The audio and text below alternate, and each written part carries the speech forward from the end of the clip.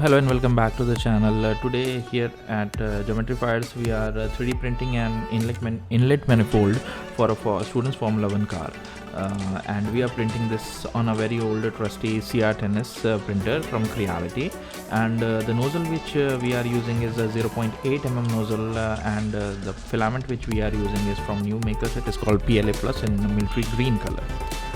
So for more such content and more such short videos, follow us on Instagram, and do subscribe to our YouTube channel Geometry Fires.